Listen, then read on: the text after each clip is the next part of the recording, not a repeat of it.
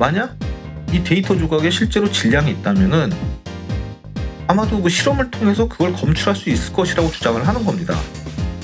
그래서 만약 그것들이 우리 우주에서 빠져나가는 정보처럼 보이는 예상치 못한 신호를 방출을 한다고 하면은 그거는 우리가 시뮬레이션 안에 살고 있다는 실제 신호일 수 있다라고 얘기를 하는 겁니다. 안녕하십니까? 아제노드 오 작가입니다. 안녕하세요. 아제노드 두디입니다. 오늘 간만에 그 시뮬레이션 우주와 그 초지능에 관한 이야기를 해주신다고요? 그렇습니다. 사실 그 시뮬레이션 우주론, 즉 뭐 시뮬레이션 가설은 저희도 그 세심하게 많이 분석도 했고 다른 그 여러 채널에서도 많이 다룬 그 철진한 떡밥 아닌가요? 예, 뭐 많이 다뤘죠. 뭐 그래서 그렇게 생각할 수도 있지만 그래도 요즘 이거와 관련된 또 다양한 그 변형된 가설들이 많이 나오고 있거든요. 저희가 그 얼마 전 다뤘던 그 뭐 시뮬레이션 현실 탈옥이나 뭐 그리고 그 시뮬레이션 상위 우주 접촉 뭐 이런 것들 말씀하시는 거죠? 그렇습니다. 정말 이거 어떻게 보면은 그 마르지 않는 셈처럼 뭐 계속 나오는데 이것들과 비슷하게 그 최근 그 영국의 포츠머스 대학의 부교수인 그 멜빈 봅슨이라는 분이 있는데 이분이 그 AIP 어드밴스드에 제출한 논문과 또 그 여러 언론 인터뷰 등을 통해서 그 시뮬레이션 가설에 대한 그 좀 다양한 주장을 펼치고 있어서 오늘 또 이 부분에 대해서 한번 얘기해 볼까 합니다. 그 포츠머스 대학의 그 멜빈 봅슨 부교수요? 예. 그래서 이분이 어떤 주장을 하시는 건가요? 일단 그 이분은 뭐 우리 우주가 뭐 매트릭스나 뭐 그런 여러 SF 등에서 본 것과 유사한 그 초지능 AI가 창조한 우주 컴퓨터의 시뮬레이션일 수 있다라고 주장을 합니다. 우리가 사는 세상이 시뮬레이션이다. 뭐 이런 의견은 일론 머스크나 뭐 샘 월트먼 같은 그 기술계의 거물들도 우리 우주가 현실의 확률은 수십억 분의 1. 뭐 이런 말 하도 많이 들어서 그러려니 하는데 초지능 AI가 만든 우주 컴퓨터가 구동하는 시뮬레이션이다. 이건 또 무슨 말인가요? 이제 일단 그 좋아요와 구독 좀 많이 눌러주시면 감사드리겠고요. 좀 뭐 이상한 소리 하기 전에 일단 이 봅슨 박사의 주장에 대해서 한번 그 자세히 이야기해 보도록 하겠습니다. 일단 이분은 그 우주 전체가 뭐 실제로 이제 그 거대한 컴퓨터일 수도 있고 뭐 심지어 시뮬레이션일 수도 있다고 생각하는 과학자입니다. 뭐 어떻게 보면 사실 뭐 비슷한 얘기인 것 같지만 좀 다른 부분이 있는데 어찌됐건 이제 이 세상 모든 것이 모두 그 자연에서 이 정보가 어떻게 행동하는지에 기반한다고 생각을 해요.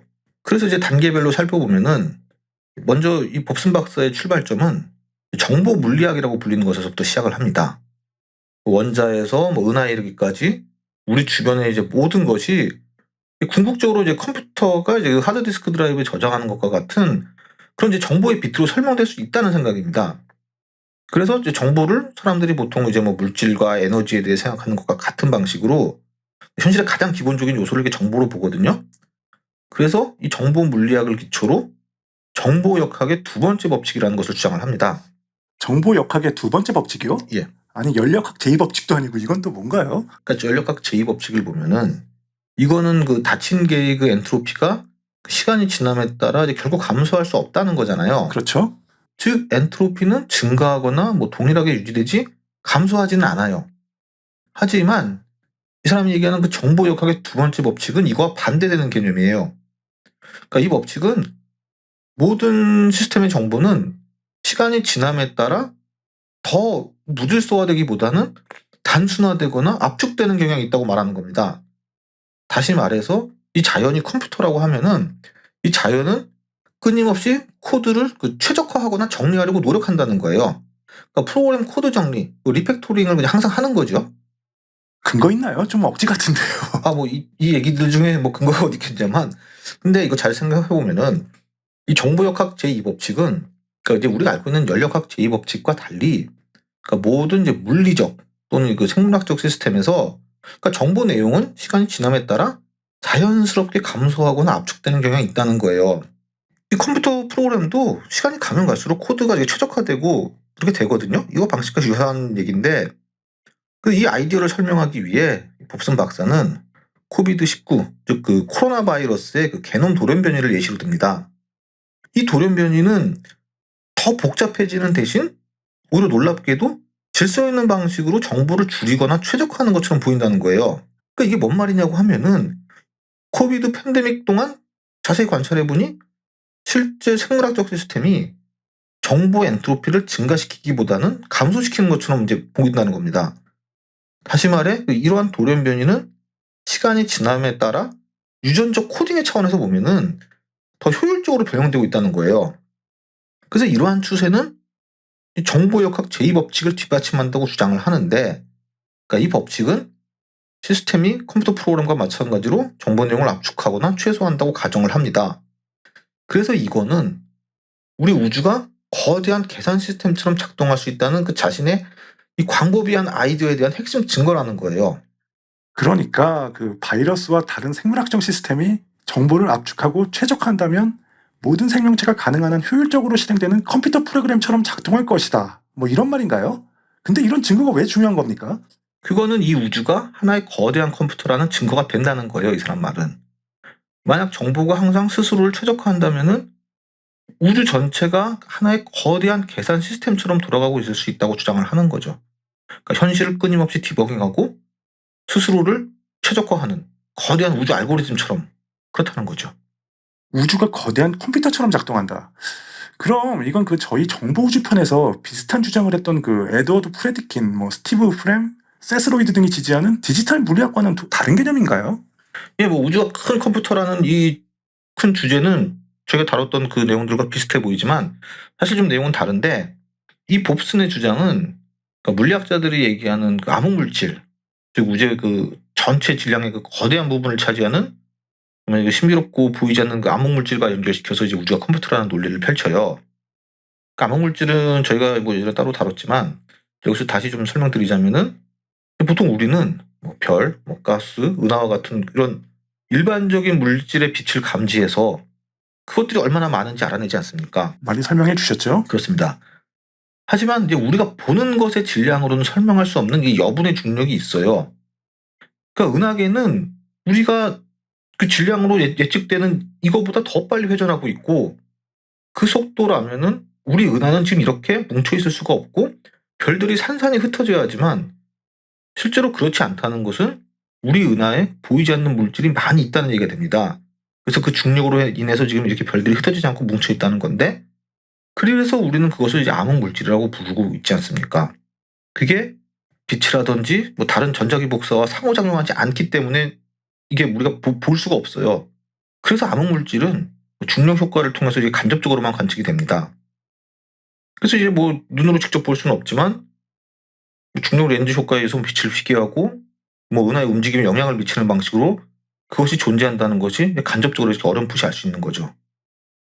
그래서 여기에 이 봅스는 어쩌면은 그 보이지 않는 질량, 즉 암흑 물질이 실제로 정보일 수도 있다고 주장을 하는 겁니다. 아, 암흑 물질이 정보요. 그렇습니다.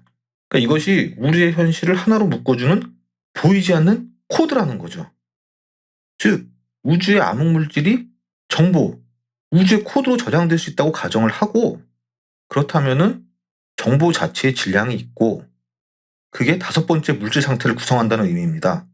그래서 이런 주장을 종합해 보면은 결국 우주는 이제 거대한 컴퓨터라는 것이 이 사람의 주장인 거죠. 그래서 우주가 거대한 컴퓨터라면 그것으로 무엇을 한다는 말입니까? 그 우주가 컴퓨터로 작동을 한다고 하면은 그거는 누군가 또는 무언가가 그 설계한 시뮬레이션을 작동하기 위해 존재한다는 거고, 우리는 거기에 살고 있다는 거죠. 그래서 이것의 근거로 뭐 저희도 그 시뮬레이션 노즈편에서도 얘기한 적이 있지만 뭐 자연계의 그 최대 속도, 즉 뭐 빛의 속도라든지 이런 것들은 소프트웨어 프로그램에 엄격히 정의된 제한이라고 주장을 하고, 자연의 대칭적인 눈송이나 나비날개 같은 이런 효율적인 디자인 패턴 같은 것은 컴퓨터가 이제 에너지를 절약하는 방식이라고 생각을 하는 겁니다, 이 사람은. 말씀처럼 저런 근거는 다른 사람들도 많이 주장하잖아요. 그렇습니다. 그래서 사실 뭐 여기까지만 보면 그렇게 뭐 별 차이가 없을 것 같지만, 하지만 이 봅슨 박사는 여기에 구체적인 실험을 제안을 해요. 그래서 입자와 반입자를 충돌시킨 후 두 입자가 서로 소멸할 때 특정 주파수의 빛이 튀어나오는지를 확인한다는 거예요. 만약 이 데이터 조각에 실제로 질량이 있다면은 아마도 그 실험을 통해서 그걸 검출할 수 있을 것이라고 주장을 하는 겁니다. 그래서 만약 그것들이 우리 우주에서 빠져나가는 정보처럼 보이는 그 예상치 못한 신호를 방출을 한다고 하면은 그거는 우리가 시뮬레이션 안에 살고 있다는 실제 신호일 수 있다라고 얘기를 하는 겁니다. 그러니까 그 입자와 반입자가 충돌하는 실험을 해서 소멸 시 특정 빛의 주파수가 방출되었다면 시뮬레이션된 현실에서 정보가 빠져나간다는 것을 나타낼 수 있으므로 이 이론을 증명할 수 있다. 뭐 그런 말인가요? 그렇다고 할 수 있죠. 저게 가능한 실험인가요? 이게 당연히 그 입자를 이제 빛의 속도에 가깝게 가속할 수 있는 그 대형 입자 가속기가 필요합니다. 그리고 이제 거기다가 이제 특정 신호 또는 그 이제 비정상적인 빛 주파수를 찾아내고 엄청난 양의 충돌 데이터를 처리하기 위한 그 최첨단 데이터 분석 시스템도 필요하고요. 이런 거 하는 게 그 입자 가속기 아닙니까? 그 LHC 같은. 그래서 실제로 이를 위해서 이 봅슨 박사는 그 크라우드 펀딩 같은 그 자원 지원을 이제 모색하고 있다고 합니다. 아, 돈까지 모으다니 대단한 신념인데요. 그렇습니다. 흥미롭게도 이 봅슨 박사는 이제 물리학에서 멈추지 않고 더 나아가 요한복음에서 그 성경적 힌트를 발견했다고 주장을 하는데요. 성경에서요. 그렇습니다. 이게 뭔 말이냐면은 그러니까 구체적으로 그 태초에 말씀이 계셨다는 이 구절 중 말씀 이거를 시뮬레이션을 실행하는 코드로 해석을 합니다. 그래서 이 코드를 그 우주 창조의 근본적인 것으로 보고 모든 것은 그로 인해 만들어졌다라고 해석을 하면서 신성한 초지능 AI가 이 우주의 창조자이자 시뮬레이션된 현실의 근본이라고 결론을 내려요. 그래서 이것은 전통적으로 기독교 교리에서 신이 창조주로 이해되는 것과 비슷합니다. 그래서 이제 신의 역할을 우주를 프로그래밍하고 지속적으로 운영하는 책임이 있는 진보된 지능으로 취급을 하는 거죠. 신은 우주 컴퓨터를 만든 무한한 능력을 지닌 AI일 수 있다. 이 말인가요? 그렇습니다. 어디서 많이 듣던 주장인데요. 그렇기는 하지요. 물론 이제 봅슨 박사 본인도 그 일단 자기 주장이 이제 가설이라고 이야기는 합니다. 그렇죠. 이게 가설이지 이게 뭐 증명된 일은 아니죠. 당연하죠. 다만 과학적으로 검증할 수 있다고 이제 주장하는 것이 좀 독특한 거죠. 아까 얘기했던 이 입자 가속기를 통해서 자기는 검증할 수 있다고 얘기를 하고 그래서 이제 실제로 지금 자금도 모으고 있고요. 정말 만에 하나라도 진짜 실험이 이루어지고 만약 실험 결과가 뭐 그의 이론을 뒷받침한다고 하면은 그건 이제 우리가 물리학과 우주론을 보는 방식 그리고 심지어 이제 우주에서 우리 위치를 보는 방식을 새롭게 생각할 수도 있겠죠. 저는 그 실험 결과보다 도대체 우주 컴퓨터를 구동하는 것이 무슨 전능한 초지능 AI다. 이런 주장이 더 황당하게 느껴지거든요. 예, 당연히 그럴 수 있죠. 하지만 저런 이야기는 사실 그 시뮬레이션 가설의 그 원작자인 닉 보스트롬도 이분이 최근 좀 짧은 논문을 하나 발표를 했는데 여기서 좀 비슷한 주장을 한 적이 있어서 어떻게 보면은 이것도 뭐 그렇게 새로운 건 아니라고 할 수 있습니다. 아니 그 최근에 그 닉 보스트롬이 무슨 뭐 유사한 주장을 또 했나요? 어떤 내용이죠? 예, 이거는 그 이야기가 길어지는 관계로 다음 시간에 이어서 하도록 하겠습니다. 또 궁금한 곳에서 끊으시네요. 예. 일단 알겠습니다. 오늘 말씀 잘 들었습니다. 오늘은 그 멜빈 봅슨 박사의 그 독특한 시뮬레이션 가설과 정보 물리학에 대해서 한번 알아봤습니다. 흥미로우셨다면 좋아요와 구독 잊지 마시고요. 저희는 다음 시간에 좋은 영상으로 또 찾아뵙겠습니다. 지금까지 아제노드였습니다. 시청해주셔서 감사합니다. 감사합니다.